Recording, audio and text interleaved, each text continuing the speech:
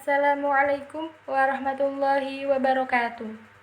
Alhamdulillah, assalatu wassalamu ala rasulillah wa ala alihi wa sahbihi wa mawalah wa la hawla wa la quwata illa billah, amma ba'du. Hai sahabat-sahabatku yang berbahagia, bagaimana keadaan hari ini? Semoga tetap sehat dan kuat dalam menjalani puasa hari ini. Baiklah, pada kesempatan kali ini saya akan memberikan kultum mengenai 5 hal yang membuat puasa kalian menjadi makruh. Tentunya kalian tidak asing lagi bukan mendengar kata makruh. Makruh menurut bahasa adalah suatu yang dibenci, sedangkan makruh menurut istilah adalah perkara yang apabila kita kerjakan kita mendapat pahala, dan apabila kita tinggalkan kita tidak mendapatkan dosa. Jadi kita diperintah untuk meninggalkannya. Namun ketika kita melakukannya, kita tidak akan mendapatkan dosa. Nah, dalam puasa pun demikian. Ada 5 hal yang membuat puasa kita menjadi makruh. Yang pertama adalah terlalu sering tidur. Nah, ini adalah suatu hal yang sering terjadi di kalangan kita.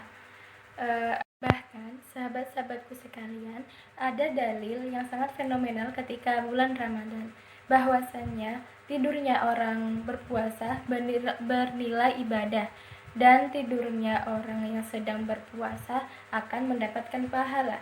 Nah, sahabat-sahabatku sekalian, di sini kita harus mengetahui bahwa hadis tersebut menurut para ulama adalah hadis yang sangat lemah.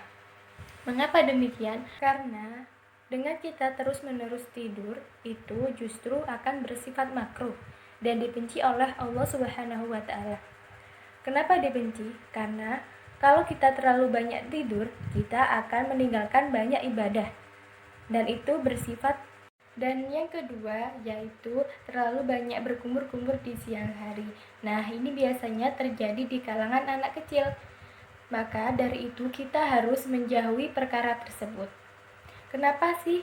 Kan hanya berkumur-kumur, tidak sampai menelan. Iya, karena setiap perkara yang mendekati hal yang membatalkan puasa bisa menyebabkan makruh. Karena kan kita biasanya kan berkumur-kumur biar seger nih. Nah, hal demikian akan bisa menyebabkan puasa kita menjadi makruh, karena takutnya ada yang tertelan. Dan yang ketiga, sahabatku sekalian, yaitu berbicara sia-sia, seperti membicarakan orang lain, berdusta. Bahkan hadis Rasulullah SAW, berpuasa bukanlah hanya menahan makanan dan minuman. Berpuasa bukan hanya menahan lapar dan haus, tetapi puasa itu menahan diri dari kata-kata yang sia-sia, apalagi ghibah, membicarakan orang lain, berkata bohong, berkata kotor, itu dapat merusak pahala puasa kita. Selanjutnya yang keempat yaitu sering mengguyurkan air ke kepala atau berenang. Para ulama pun menjelaskan bahwasannya seringnya kita berinteraksi dengan air itu dapat menjatuhkan kita dari perkara makruh. Kenapa? Karena takut waktu kita berenang itu ada air yang tertelan, sehingga itu dapat merusak pahala atau puasa kita. Kan tadi di awal sudah dijelaskan, jauhilah perkara yang dapat membatalkan puasa kita. Maka dari itu, jauhilah berenang. Dan yang kelima, sahabatku sekalian, yaitu sengaja mencicipi atau menghirup aroma makanan. Ini juga bisa menjatuhkan puasa kita ke dalam hal yang makruh. Sebenarnya mencicipi itu boleh gak sih? Boleh saja, tapi hanya sekali saja dan hanya sedikit saja.